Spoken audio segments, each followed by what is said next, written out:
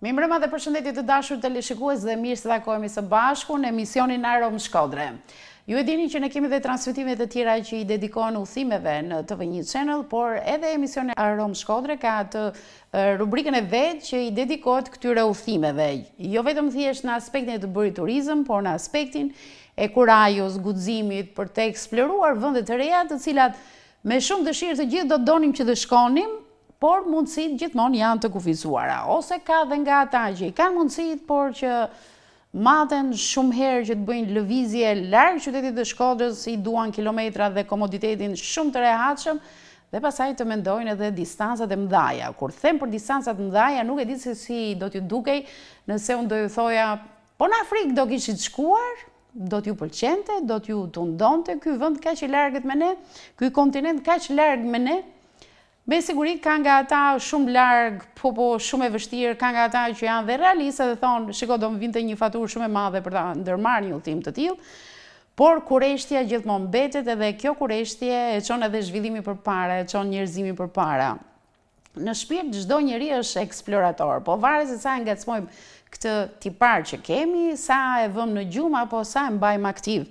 Dhe ne gjithmonë në rrjetet sociale ngacmohemi, përpiqemi të lundrojmë, të kuptojmë rrisitë që bëjnë njerëzit me modestinë e tyre, i tregojnë her pas here, na mbushin me informacion të vyer, na bëjnë të ndrojmë edhe ne një udhtim sikur kemi shkuar në këto vende. Dhe duke klikuar në rrjetin social Facebook, ç'të shohim disa postime që vijnë nga Afrika. Bëhet fjalë për një miken ton që kemi pasur dhe herë të tjera, bile kjo është e treta e vërteta, por unë nuk besoj se do të ndalet këtu ftesa për Fatjola Matia. Përshëndetje dhe mirëserdhje. Kënaqësi, faleminderit për ftesën.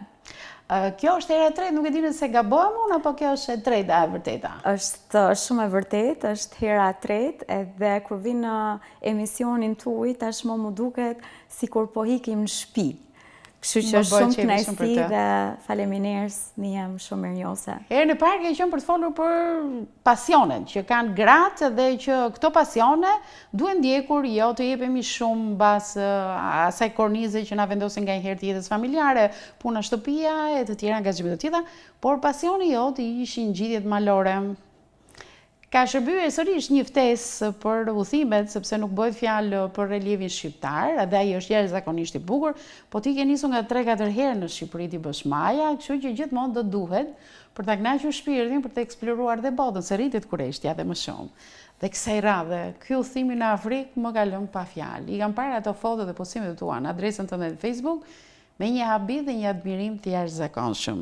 Ju keni udhëtuar drejt Afrikës me një grup shqiptarësh, mes datave 14 janar deri në datën 28 janar. Dhe keni bërë këtë udhim shumë të bukur, i bie 2 javë të mira në Afrikë. Një distancë e jashtëzakonshme, qëllimi patjetër ashtu si në udhimet e tjera që keni organizuar është me siguri kapja një majë të lartë dhe mendja të shkon menjëherë te Kilimanjaro, por kur kam parë takime me banorët, aty me njëherë ju kam shkruar dhe ju kam bërë ftesë për të ardhur në emision Arom Shkodre.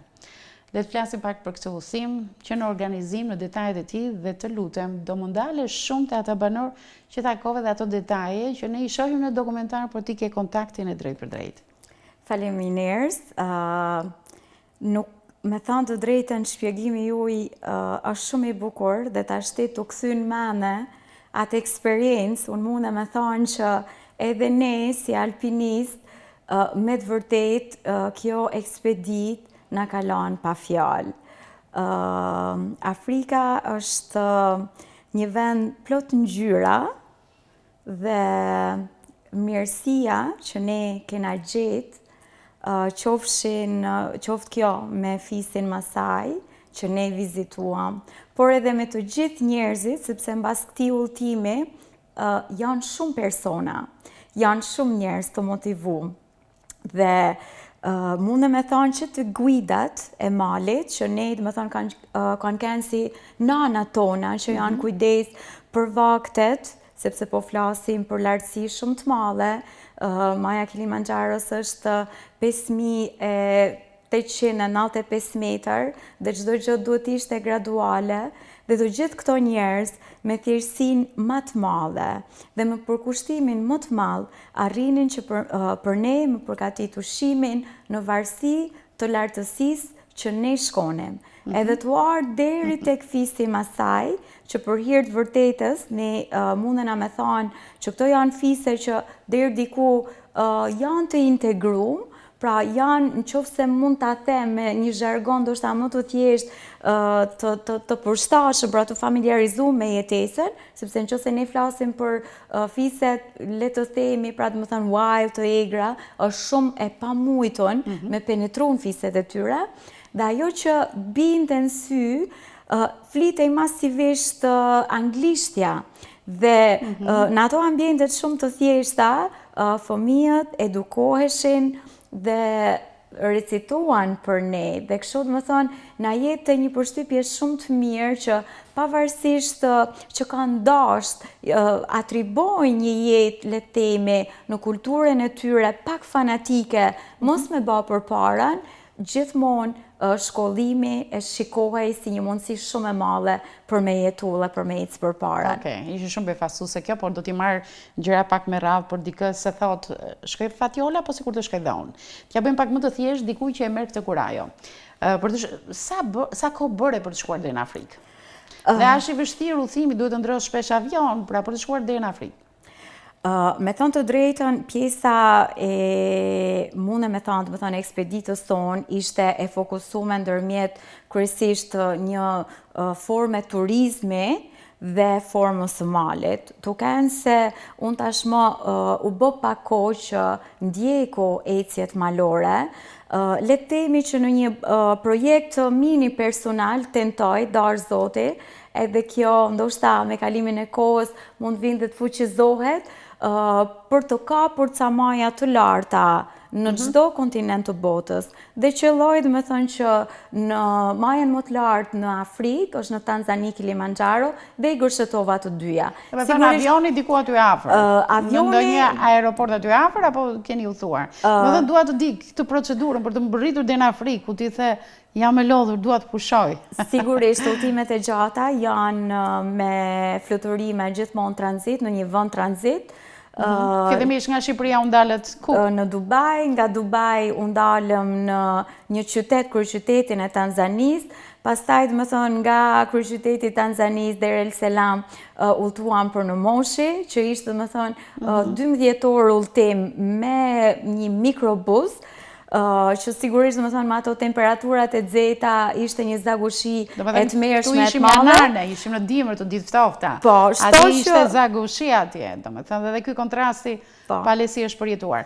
Pra 12 orë me furgon. Dhe arritët më në fund apo prapë? Arritëm më në fund, por që na u desh peripeci kjo, gjithmonë domethënë tu e mendues që është një kontinent shumë i largët. Patëm një problem logjistik me valixhet, në mungesë të rrobave tona, u asimilua me rrobat e tyre, dhe ishte me të vërtet kënaqësi që zonjat na sistemonin pjesën e shamijave në kokë, me veshjet e tyre, na mungoni vetëm ato trastat e mëdha t'i mbanim në kokë, edhe u bëm le themi ca biçim afrikanësh në të mes. Do me thonë që në fillim ju patët një problem të tillë, pastaj erdhi valizhe mbrapa se shoh që udhëzimet janë me rrobat. Po, pastaj fatmirësisht ne u plotësuam me veshjet, edhe shqyqyr që na erdhen ato veshjet, sepse me thënë të drejtën procesi, nëse mund t'i ndaj, pra do të thonë mund të ngjidesh në mal me veshjet e tyre, patjetër të pengon për të ecur. Unë kisha me thënë që për herë të parë, pavarësisht se ne jemi mësuar me terrenet e malit, për herë të parë ne kemi bërë një ngjitje të mirëfillt teknike në temperatura minus 15 gradë, dhe ngjitja filloi domethënë orën, le të themi domethënë që është si ekspedit që nis për 4 ditë, pra domethënë 4 deri në 5 ditë në varësi të grupit, sepse siç e thash, duken se ishte lartësi e madhe, ne duhet të shkojmë gradualisht. Pra ju kishit një plan që kishit hartuar. Para se të fillojmë për planin dhe për pika që do kapte plani. Grupi i përbëj kryesisht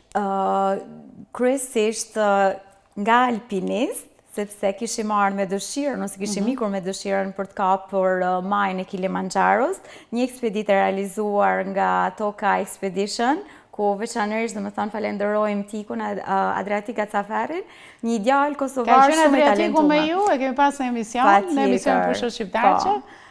me Tikon. Tiko është organizatori i shumë ekspeditave jashtë vendit.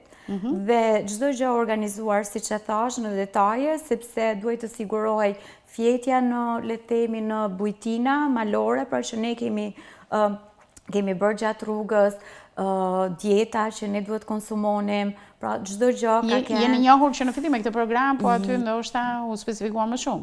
Jemi njohur që në fillim me të gjitha detajet, sepse ne duhet të organizoheshim për veshjet, duhet të organizoheshim për pajisjet që do merrni. Po, jepen këto këshilla që në fillim. Medikamentet që ne do merrnim. A kishte edhe ndonjë alpiniste tjetër apo të gjithë ishin shok dhe vetëm ti ishe shoqja? Kishim dhe 2 alpiniste, dhe unë kam shumë dëshirë me i përshëndet, biles njërës do i bëj një kompliment, sepse është ndër alpinistët e vetme që mund të ketë bërë një maje shumë të thjeshtë në Shqipëri, dhe direkt, do më thonë, nga maja thjeshtë në Shqipëri ka bërë 5895 metër në Kilimanjaro, me rezistencën më të plotë. E përshëndes Irina Gjonaj, na ka bërë fasu. Edhe Irena në njo, jemi takuar një herë në Lepush, ka qenë një intervistë, nëse bëjt fjalë për alpiniste me flokë të kuqe, mund të kenë ndryshuar dhe modelin flokë, tani po atëherë e ka pasur. Ndoshta ka qenë një Irenë tjetër, sepse këtë Irenën ka bërë veç një mal dhe këtë malin.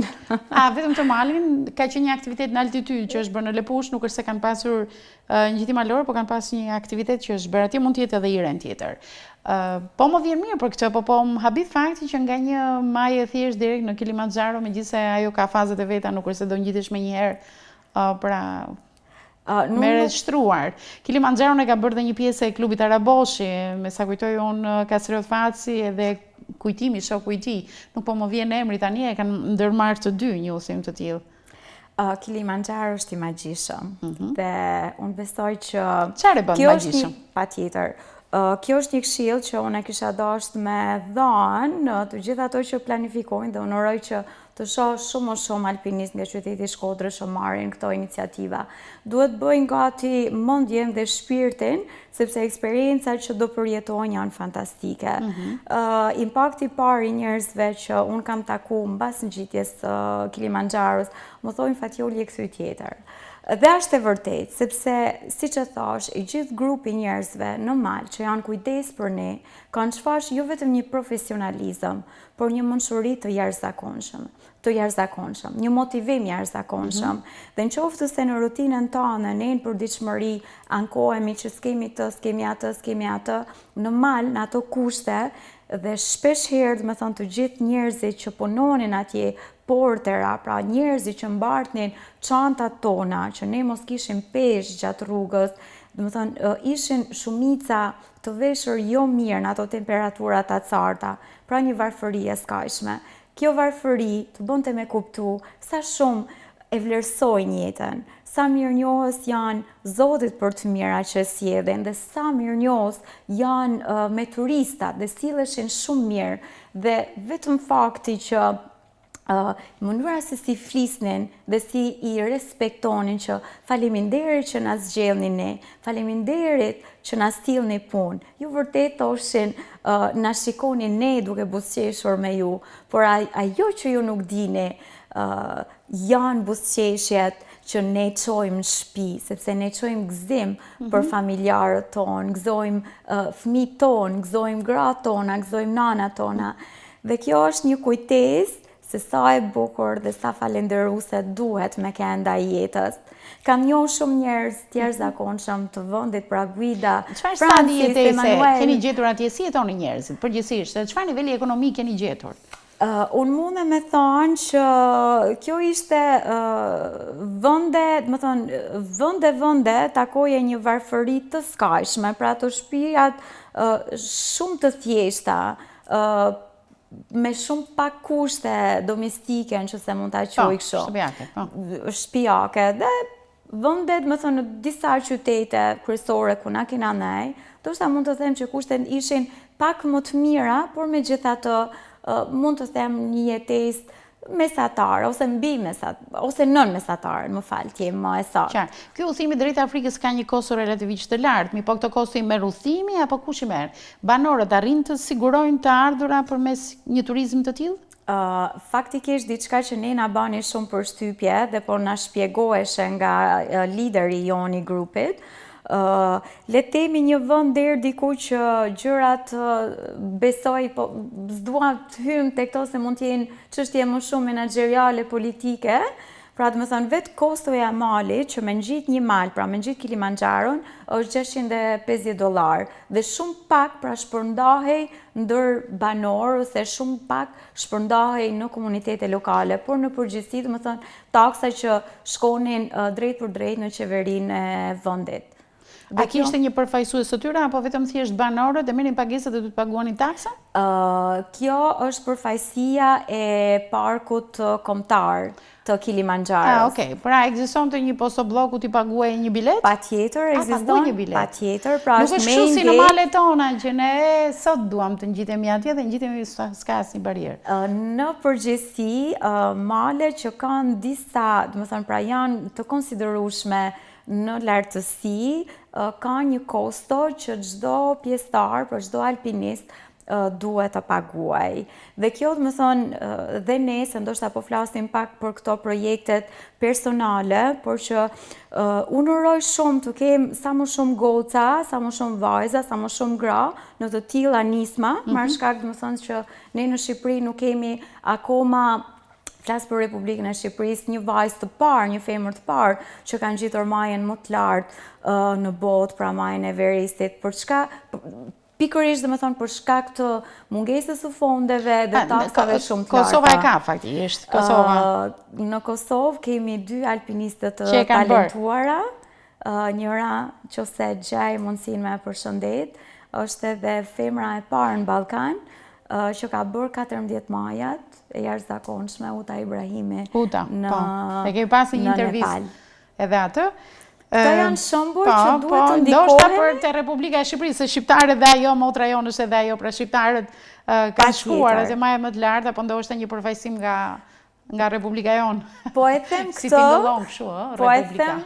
Po e them këtë dhe ndoshta edhe si një indicje e vogël që sigurisht edhe nisma të tilla personale të mbështeten, sepse unë besoj gjithmonë që alpinizmi, mali janë, le të themi, aspirata shumë të larta shpirtërore, që nuk ndikojnë vetëm tek personi. Maja e Everestit të ka të nduar?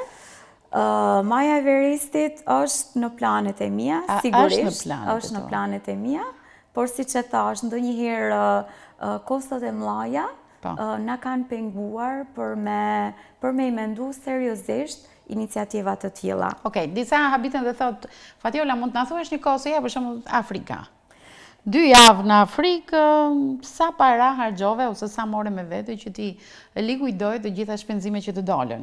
E përmbyllim në një vlerë diku tek me të gjitha hyrjet, daljet, se kemi vizituar dhe parkun kombëtar të Serengetit, pra ishte një përplotësim. Po patjetër se të shkosh deri në Afrikë dhe mos e shikosh.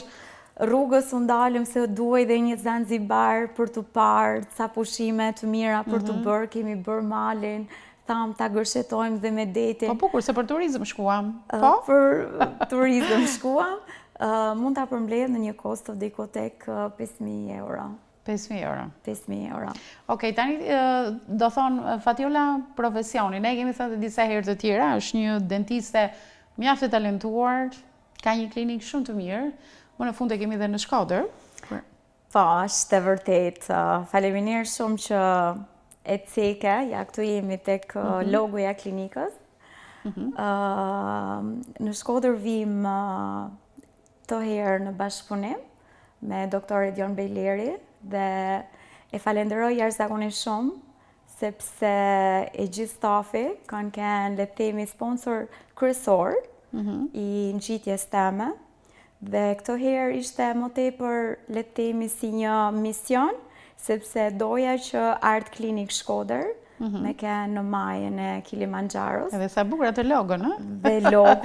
Në majë aty dhe e nxorë logon. Sa bukur. Patjetër, dhe ua kam premtuar që ky flamur, kjo logo, me ndihmën e Zotit, sepse është çdo gjë në varësi të ca gjërave, këtu përfshim dhe fatin, ua kam premtu që do i preki ca maja shumë të mira në botë. Dhe këtë ja u detyroj, sepse vlerësimi dhe besimi dhe respekti që m'japin është i pa të shmueshëm, i pa vlerësueshëm. Alternohet mirë koha e asaj klinike që 2 javë nuk ishe se ishe në Afrikë, me rikthimet e tua të vazhdueshme, klinika vazhdon aktivitetin e saj?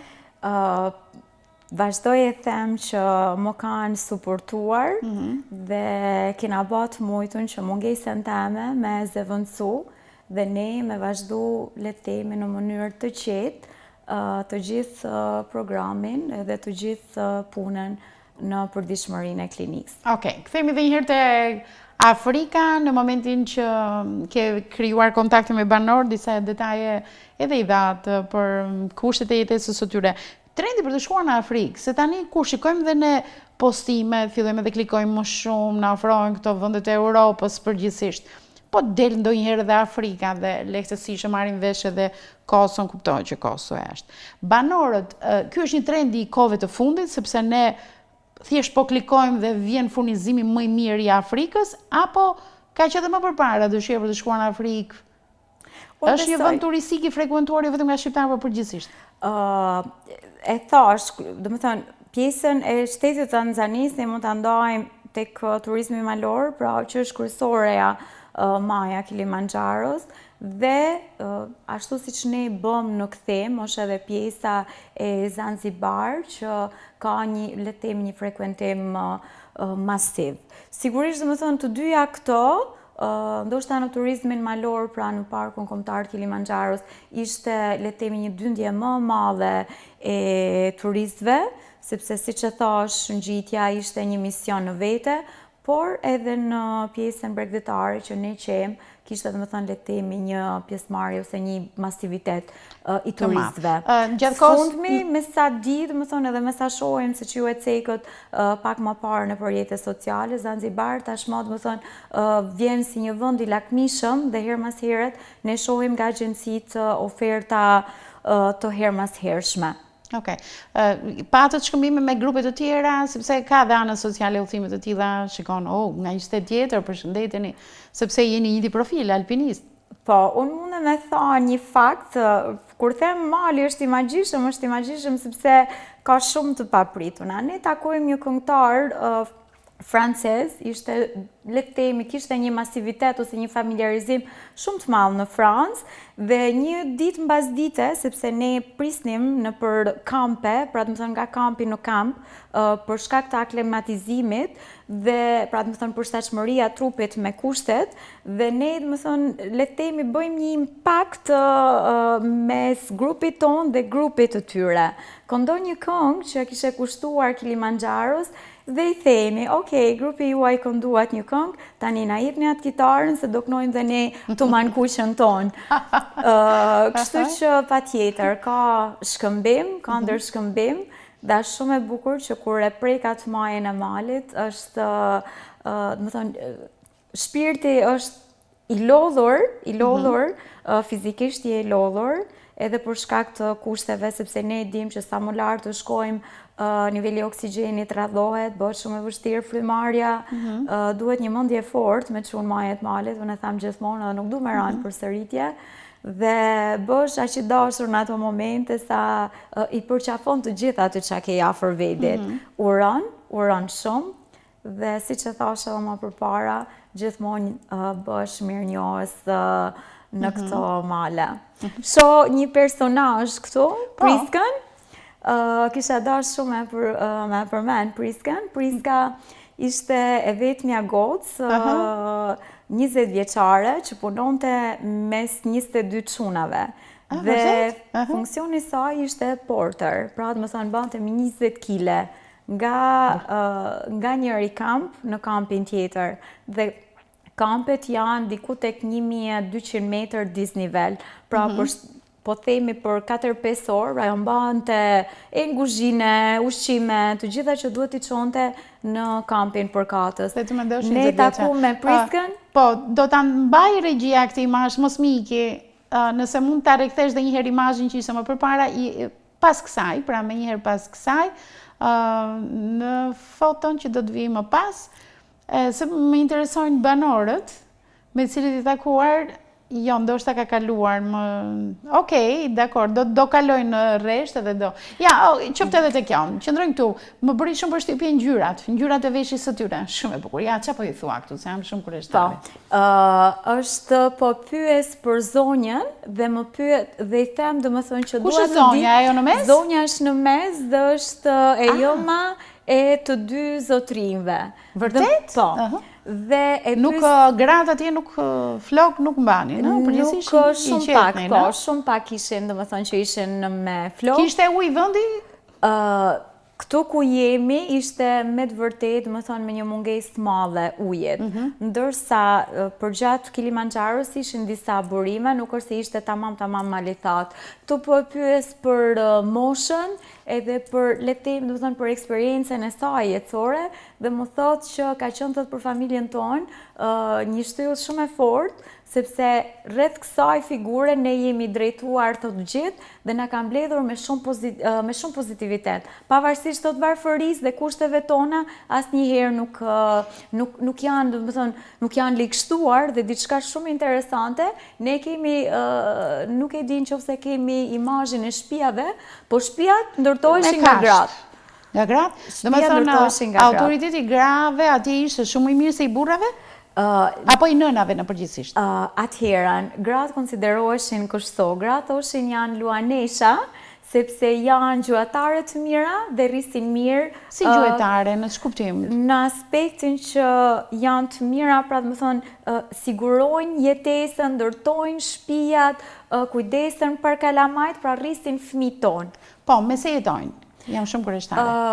Sepse vendi thatë, mungesa ujit. Tek fisi Masai, pjesë e traditës së tyre, pra vallja mikpritse, le të themi që kjo ishte kthyer në mundësi jetese, sepse çdo turist që vizitonte fisin e tyre duhet të linte, pra ishte le të themi deri diku kusht që të hyej brenda territorit të tyre, pra ishte le të themi një pagesë minimaliste dhe kjo shërbente për të ardhunat e fisit. Ishte diçka shumë e bukur, sepse thanë që fisi ka vetëm një prirës dhe zgjidhej me meritokraci të plot. Pra le të themi si një proces diellor, por që shumë më i pastër se sa ai që ne jemi mësuar të shohim. E kuptoj. Zbesoj pamja jashtme apo vetëm ajo çfarë bënte dhe siguronte, mënyra e zgjedhjes? Çfarë kriteresh mund të kishte?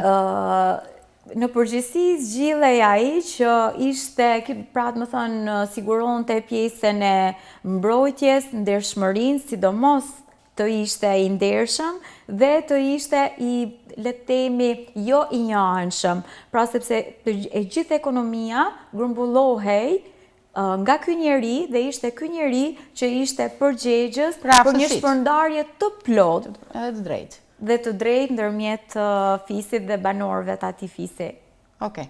Dhe nga ana tjetër, gratë punonin dhe... ke kur ti nga një vend i qytetëruar, siç e quajmë ne, me shumë intriga pjesa e vendit ku jeton, ë? Domethënë, ti shkon dhe gjen këta banorë, dhe ata mund të kenë problemet e tyre, por nuk i kanë këto stërhollimet e se si ne bëjmë kurthet, si bëjmë hilet, se si kemi zilinë, smirën, te këta çfarë gjete? Unë e thash edhe një herë ceka pak më përpara.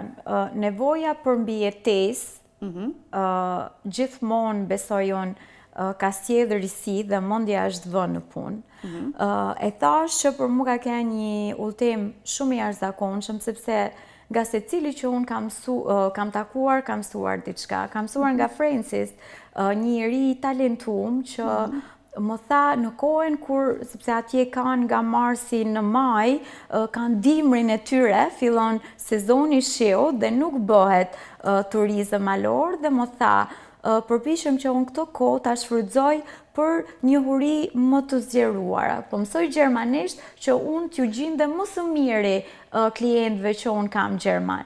Pra, nevoja për mbijetesë, besoj ka sjellë tek ta forma të reja dhe më kualitative që të përmirësojnë shërbimet kryesisht në turizëm, sepse qytetet ku kemi qenë, kemi vizituar, kanë qenë kryesisht turistike, për të përmirësuar shërbimet e tyre. Këta banore kishin qëllim vetë të largosh nga vendi se ishte shumë i varfër apo jo? Ata zgjidhin të jetonin aty brez pas brezi. Ne e këthyme deri diku me batut dhe me humor dhe thame, o zot na kishte marrë madhje me pa fëmijë.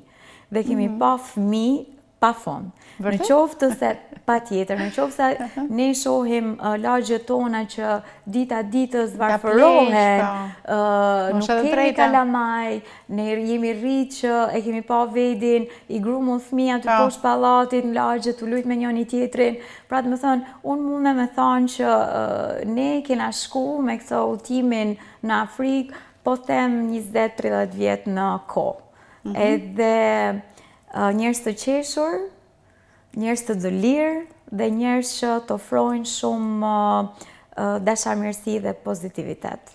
More ndonjë hajmali ose diçka kështu nga zona që ta kesh si kujtim dhe nuk e di nëse je koleksioniste e gjithë këtyre udhëtimeve që bën.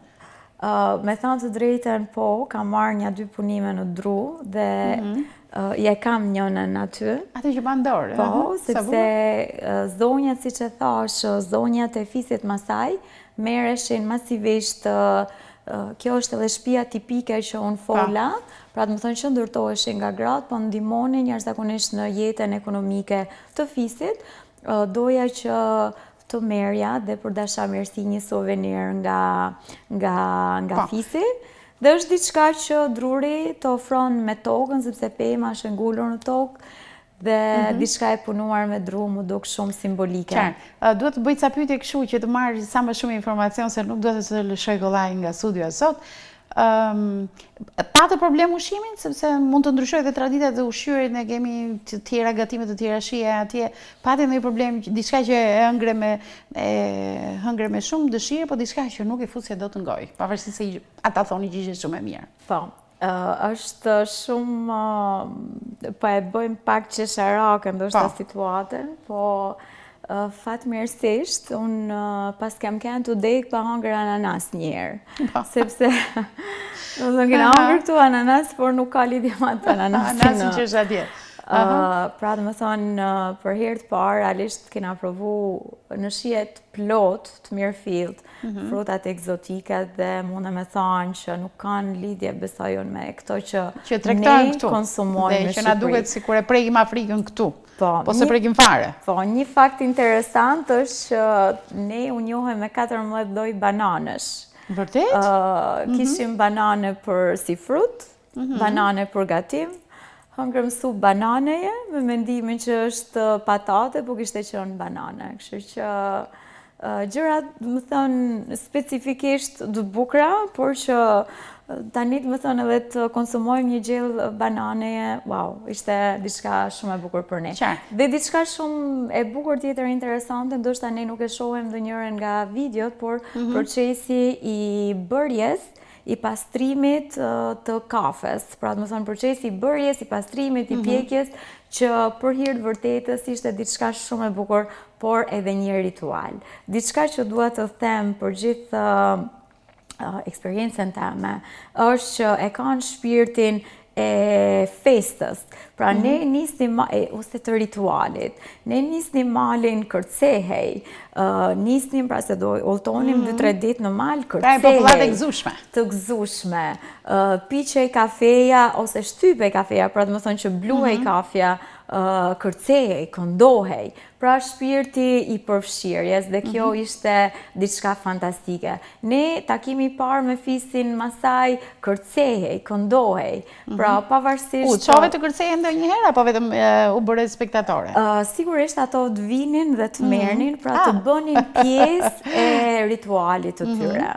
Dhe kjo ishte shpirti i përfaqësimit, por që thash në këto botët tona ndoshta pak moderne, ne nuk e kuptojmë ndoshta ndjesinë e të qenurit pjesë. Dhe kjo ishte diçka shumë intriguese dhe përplotësuese. Tu kemi dhe një imazh tjetër, kjo është lindja e diellit në orën 6:20, dhe mbi oqeanin Indian, poshtë kemi re, pra ishte një det resh mbi oqean. Dhe në qoftë se deri në orën 6:20 ti ishe i përgjumur, i ftofti bënte të vetën, -15 gradë, dhe energjia që rrilte në momentin që dielli linte ishte ndër gjërat më të jashtëzakonshme që unë deri tash kam arrit me. Po. Edhe dy pyetje kështu që i kam shumë të domosdoshme si bëj, se nuk mund të rri pa t'i bërë. Afrika vërtet larg, e bukur, ka aventurën brenda, ka sfidën brenda. A kishte edhe anën tjetër, rrezikun? Që do thot, një sëmundje, çfarë do ndodhte? Shumë postime bëhen në rrjetet sociale, Luani e kap nga makina, e hedh në poshtë dikë, e copton. Domethënë kemi parë një video të tmerrshme. Domethënë ti u ndjeve rrezikuar, kishe këtë lloj paniku në Afrikë apo është thjesht një imazh që ndërtohet i gabuar nga rrjetet sociale?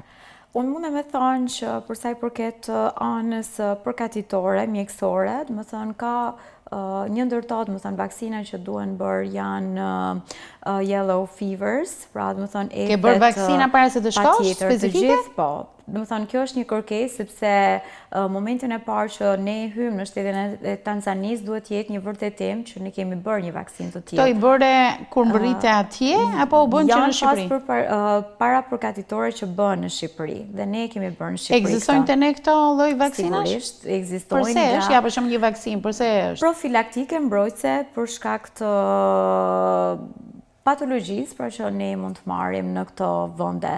Dhe për sa i përket ndërhyrjes që më the të Luanit. Luani, se pam edhe aty. Po, është, mund me thonë se duke se janë ekspedita të mirë organizuara, ne ja këtu jemi në parkun kombëtar të Serengetit dhe ishte një procedurë e tërë që ne luteshim të takonim Luanin ose le të themi, do të thonë. Ja, dhe elefantin e keni parë, zebra keni parë. Po. Por si duket nuk i çojnë në zona që përbëjnë rrezik.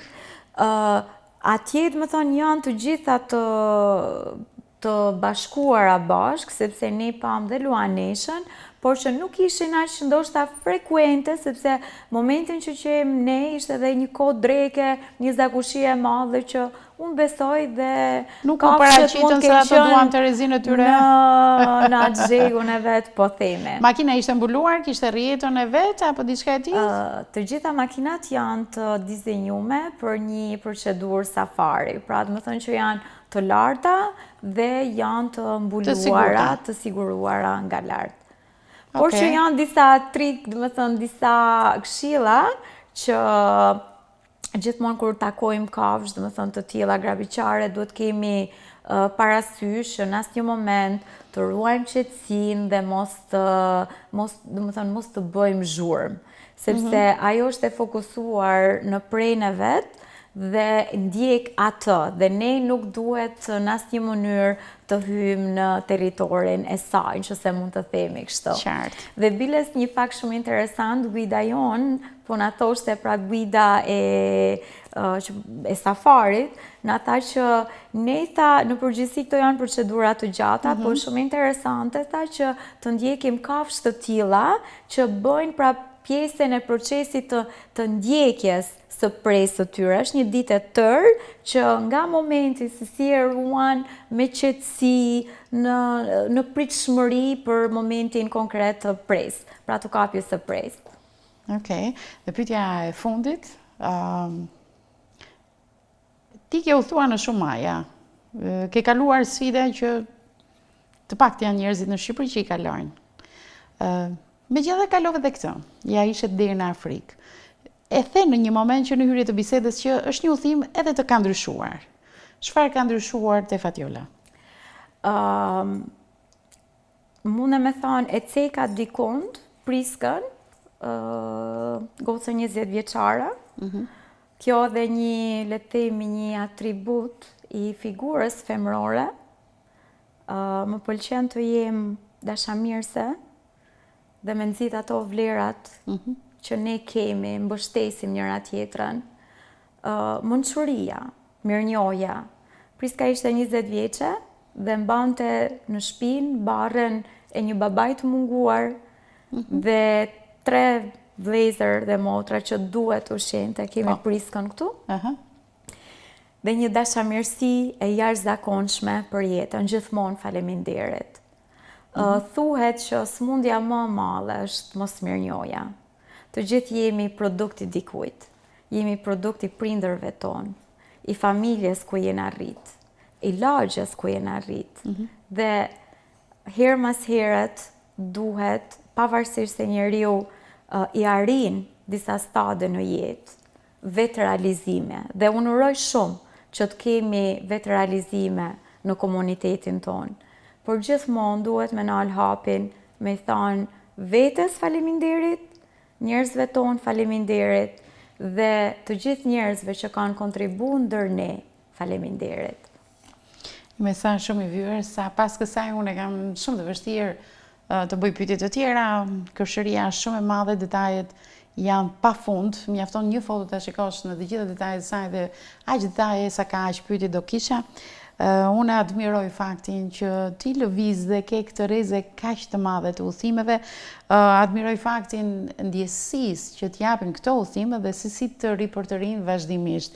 Dhe kujdes herë tjera në rrjetet sociale, mos ta befaso kështu, sepse gjithmonë ti do të kesh një ftesë që shpresoj asnjëherë të mos marrin përgjigje negative dhe të ndajmë këto eksperjenca kaq të bukura me të gjithë rishikuesit me qëllimin e mirë që jo të tregojmë se shiko kush Fatjola, Samir Fatjola e të tjerë, po të nxiten ata që ndoshta kanë pasur të ndryllur si pasion, nuk e kanë vënë në jetë për arsye nga më të ndryshmet, duke si një ëndër e harruar, po që s'ndihesh rehat, po se realizove.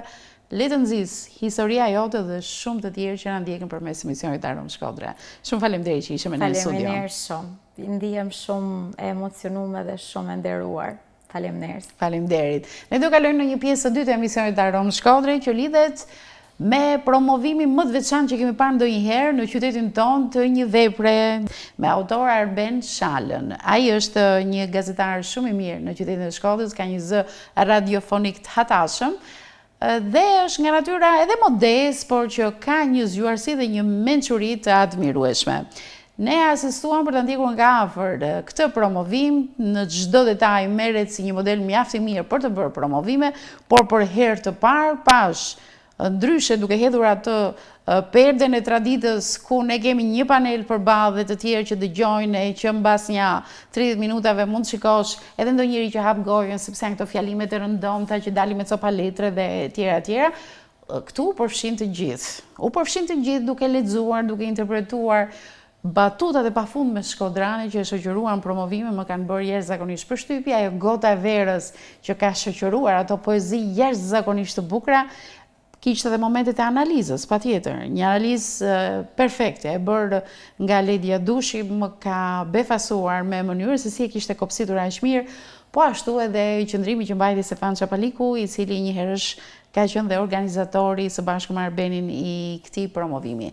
Disa sekuenca të vogla unë i kam bashkuar së bashku në një mini reportazh për kërshërinë e të gjithë rishikuesve që duan të shohin diçka krejtësisht ndryshe nga ato që kanë parë deri tani. Ndjekim materialin.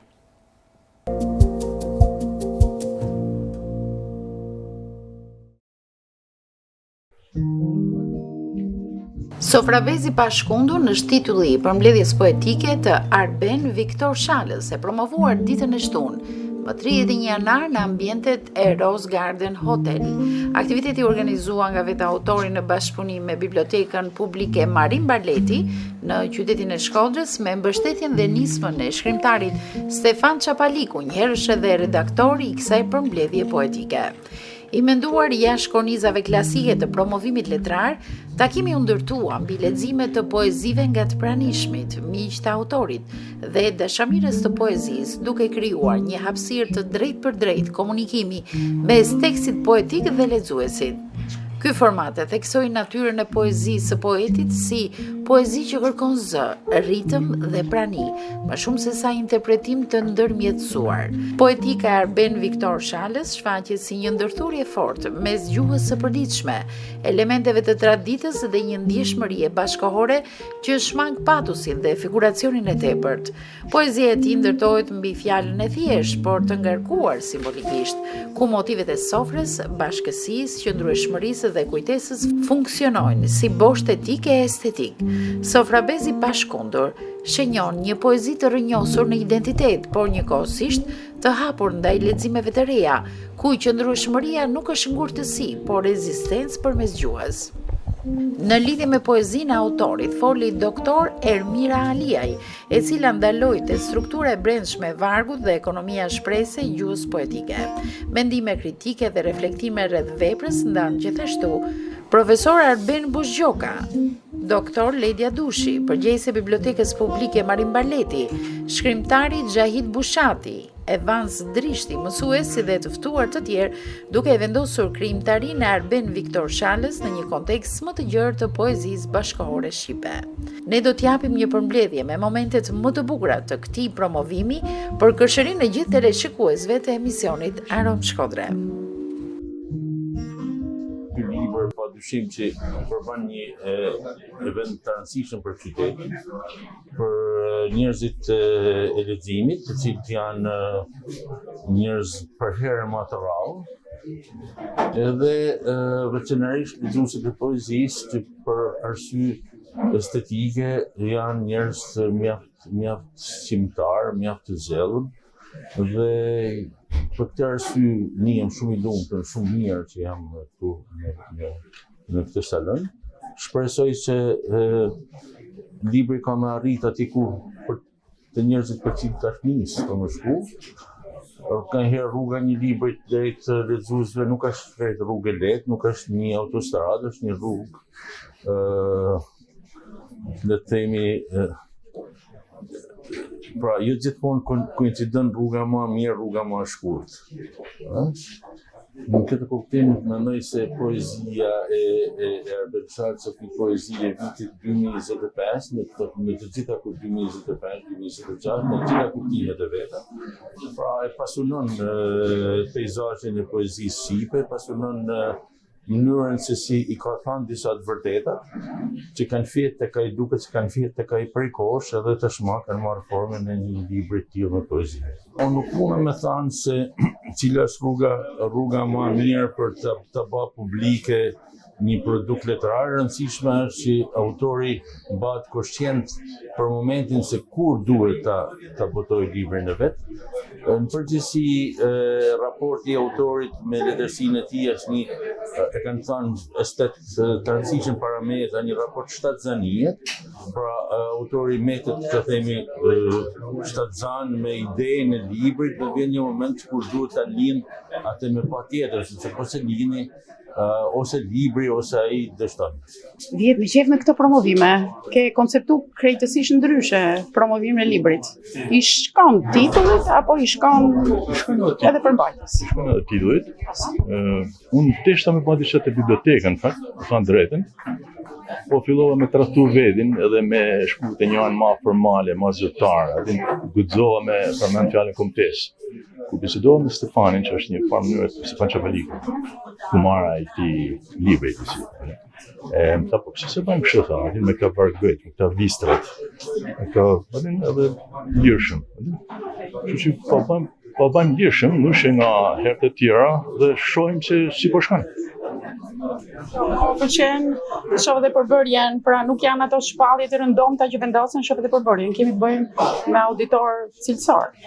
Pra ata që do e vlerësojnë librin për përmbajtjen e tij, kuptohet mbasi ta lexojnë. Arbeni, si ndihesh e botove librin? Lidhur me përmbajtjen e tij, me atë çfarë përfaqëson, me Shkodrën që është brenda, pra. Jam shumë emocionum sepse unë kam emocione që janë bashkë, janë vrasë një tjetrin për sa kohë.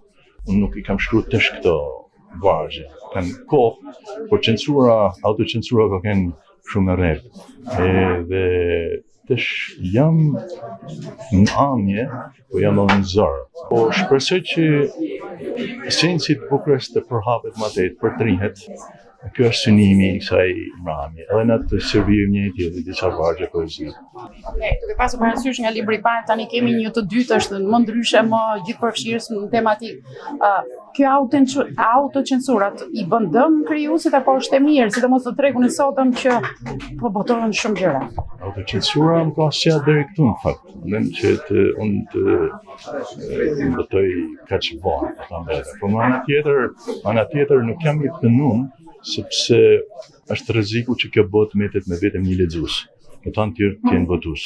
E prandaj unë kam vënë po të ushtova edhe unë, e ranova këtë botë, këtë botim temin. Gjeni gjithë jetën një vepër. Ti, anon nga Migjeni apo ke profilin tënd për të nisur dhe një rrugë që nisi tani Anatol Franc, 40 vjeç, shkroi romanet I parë. Lidhur me moshën, domethënë. Migjeni është një person që jo vetëm kena lexuar, po e kena shku edhe natën të vorri me qira të lexuar poezitë e tij. E mendoj se është I pranishëm diku te unë, I fshet. Por unë nuk e kam lënë për Migjenin, megjithëse do dosha tamam që të botosha një libër në jetën time me vetëm një poezi më. Ndoshta me 30-50 faqe. Pra jo poem, po me faqe të bardha, po me një poezi. Po kaq mujta me majt vetin këtë me 60 poezi. Deti kacavjerët në përperde bëj sikur se shok. Deti nxitet në tavan, bëj sikur se ndjej. Deti zbret e më zblon, bëj sikur jam fëmijë. Eksakt kështu kam vepruar me ty. Kur sa më ushej kishe fillu, ishte zhek, e s'kishte asnjë. E unë sa po ngjiz që aq dia, sa më zblu gjinte tu.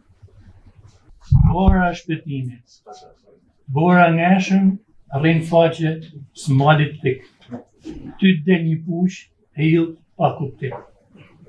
Prania kryn, veprën e shpëtimit. Kur askujt s'jamon me dal, thjeshtin senar, e kur fryn e gjithë shkanërin, ti e çmall vetë modesti. E kur plaku një firomen, ti ul kryt e lëshon aromen. Luledimen, dyll t'u I qesh, t'lyn që mshe gjyshja për mes. Kush s'të një, e thot ka pa, I thot menja se I tha krave tu, kërcuj pa jet, kur si gjen flet. Luledimen për dishrum, për vogli e zot shtëtrum, si mjet bane prap gajret, tu I dhanë shenj. Në këtë kanë lojnash, gjyshet dominojnë. Në një kërcen me konop. Por veç një hop, spranojnë duke thanë. Si gjyshet ma, që thonë për se bajnë. Tashma po arrahje. Tashma po arrahje si qenë. Tashma po arrahje se s'hanë. Tashma po arrahje me e ba. Tashma po arrahje në shrej duke I ba. Tashma po arrahje e po të mës. Tashma po arrahje mos me I diftu. Tashma po arrahje e të kuqi. Tashma po arrahje taman si kushi. E ma vocraket kotën me zhurmash. E të lisoj britmash, por konop zdorzohen. Dishin karoz belzojnë, por në gjutë tyne veç ata e kuptojnë. Veç me tam një zatë gjyshës, tash po t'lahi, vjen gjumi e mërdjalin.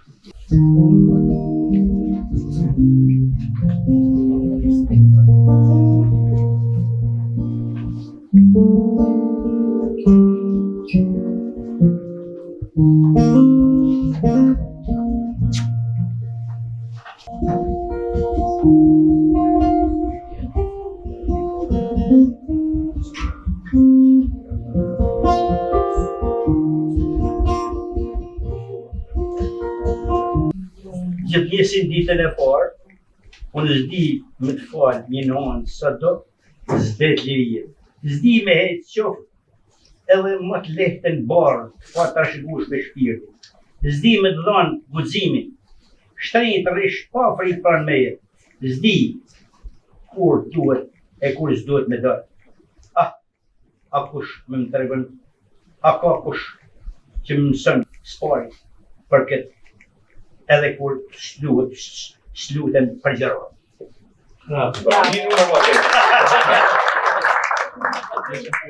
Se dhe unë, Zukas, e lidhi një nga një, fijet e hjatë të ditës, e qetësim se la me zonë dhëmë kur një.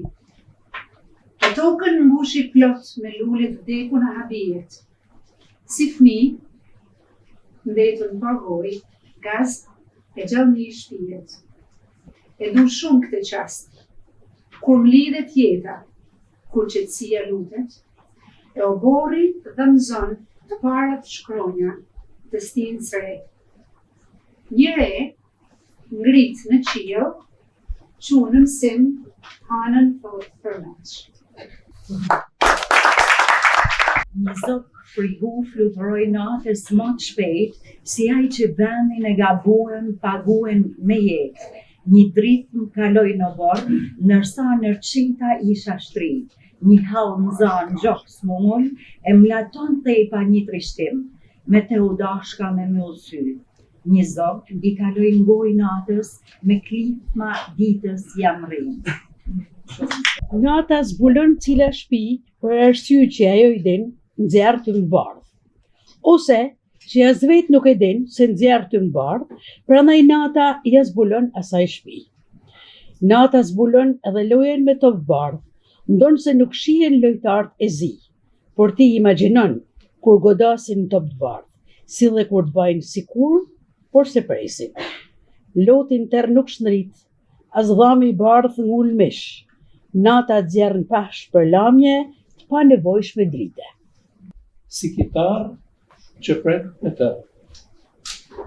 Si një qiell ende pa zonë, flok hava, pa kryet vetën. Një ashtu të preku dhe lëshën timu të parë. Ajo rënë dashni me te, deri 2019. Ajo e rigonte me avoj pëshertimash nga pjesët më të zjallëna të shpirtit. Muskujt e saj të kujtesës nuk e harunin kur, as natën e parë e as natën e dytë. Në të harunet e tjera me radhë, ne dve ju ba vetë zakon, kështu që ajo s'kishte pse të sforcohej për ta kujtu ma.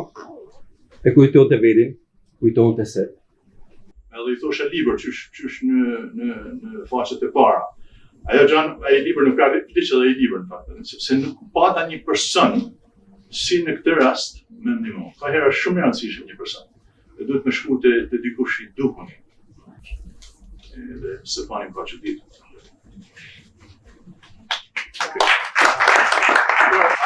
Në qenë se letërsia i madhe ka thënë tana gjanët, kush jam unë me thënë diçka? Po kam gjetë strejt e letërsia vogël. Atëherë në kuadrin e letërsisë vogël kam shumë të gjanë, pra nyshe nuk gjasha apsim. Dhe rrezikon kjo botë, fakt, të bahen atë të gjithë shkrimtarë dhe botues të vetëm edhe të mesin në fundit e një lexues. Edhe unë vetë jam fajtor në lidhje me këtë gjë. Edhe unë kalova ana e botuesave. Por rreziku është me metin një lexues. Sikur se ka thënë Massimo Trulli, lexues i verbë. Po, thjesht poezia është diçka e bane. Nuk është çështja dashur. Poje me banë, si do të ishte. Pra thjesht me banë.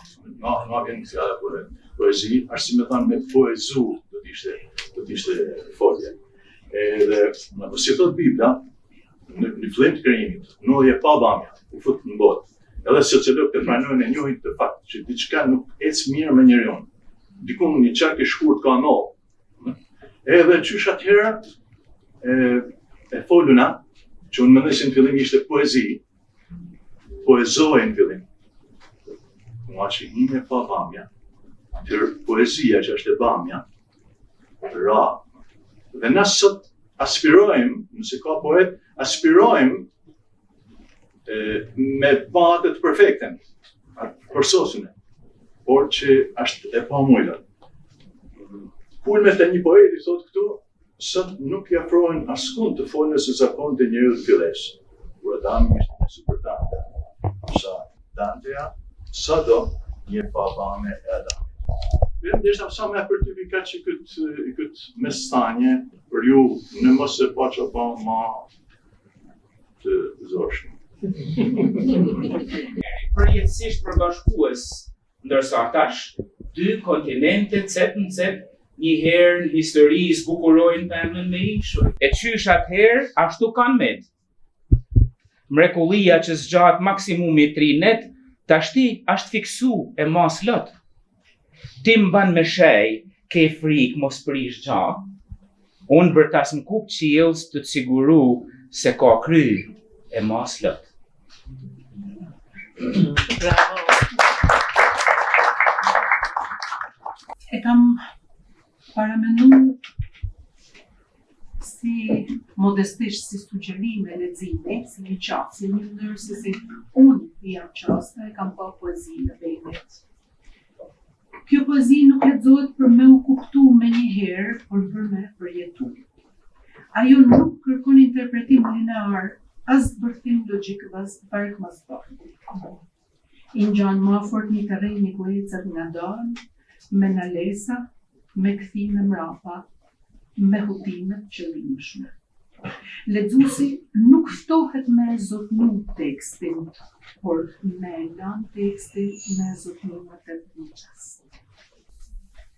Gjuha që përdoret këtu nuk është vetë mjet shprehje, por vetë hapësina punon poezia.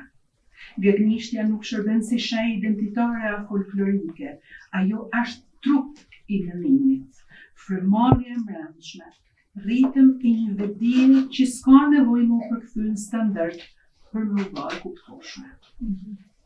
Lexuesi duhet me lexu siç lexohet një sakë. Të i njeh intonacionin, pushimet, dridhjet, e jo të i kërku me një herë barazvlerësime. Këto poezi nuk ndërtojnë rrëfim, por gjendje. Ato lëvizin mes të përditshmes dhe metafizikës pa sinjalizim, pa paralajmërim. Një oborr, një gjyshe, një kandojnash, një pallatpur, janë po aq bërë skuptimi sa zoti, hini, rinjallja apo shpëtimi vetë. Këtu s'ka hierarki tematike, e shenjtja dhe groteskja bashkjetojnë të njëjtin varg, sepse ashtu bashkjetojnë edhe në përvoje njerëzore. Lexuesi duhet me i rezistu punimit për me kërku mesazh, moral apo qëndrim. Kjo poezi nuk jep përgjigje, ajo mbron pyetje. Shpesh vargu nalet aty ku pritet shpjegimi, të i lan hapësinë bosh. Ajo zbrasti nuk është mungesë, por është ftesë. Ftesë për reflektim, për shqetësim, për rikthim. Motivet që përsëriten bora, trupi, fëmia, primi, deka, linja, zoti, qyteti, nuk duken si simbolet mulitur. Ato janë forma që ndryshojnë pesh prej një poezie në tjetrën. Bora hera shpëtim, hera shkërcnim, fëmia hera shpresë, hera të parë, zoti herë prani, shumë herë heshtje. Kuptimi nuk qëndron në motivin vetë, por në marrëdhënien që i krijon me vargun të vet. Kjo poezi kërkon lexim të ngadalshëm dhe rikthim. Disa vargje veprojnë si goditje e parë, të tjera zbulojnë veten veç mes heshtjes që vjen mbrapa. Leximi ideal nuk është i pandërprer, por i copëzuar me nalesa, me kthime, me hapësina ku teksti vazhdon me punu edhe masi libri mbyllet. Miqjita. Kjo është një poezi që nuk kërkon pajtim. Ajo nuk synon me qetësu lexuesin, por me majt qut. Me u qasë kësaj poezie, do me thanë me pranu pa sigurim. Mos me kërku strehtë të kuptimi i shpejt. Dhe me lënë fjallën me u bë përkohësisht barë, sepse veç kështu, ajo mundet me u bë edhe shpejt. Filozofi i famshëm gjerman George Gadamer që thotë poezia është simbol, është lojë dhe është fest, është e kremte. Siç ne po kremtojmë daljen e librit tonë. Duke gëzuar.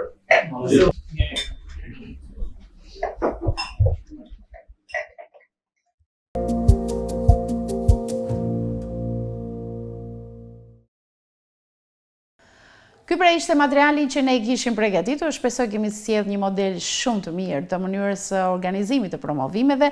Nga ana tjetër dhe ftoj të gjithë teleshikuesit ta kërkojnë veprën në pikat e shitjes së librit në qytetin e Shkodrës, Dromca në Sofrabez dhe ta lexojnë me ëndje shumë të madhe, do e shijojnë jashtëzakonisht. Ju falenderoj për vëmendjen që keni treguar në emisionin Arom Shkodër, ne do të vazhdojmë me të tjera emisione, por deri të premten e ardhshme do kemi kohë mjaftueshëm për të përgatitur materiale të bukura, por dhe për të bërë ftesa ndaj personave interesantë që sjellin mesazhe shumë të bukura për të gjithë ju. Ritransmetimin do të keni mundësi ta ndiqni ditën e shtunë në orën 15:30, ndërkohë ju lë në shoqërinë e programeve të TV1 Channel. Natën e mirë.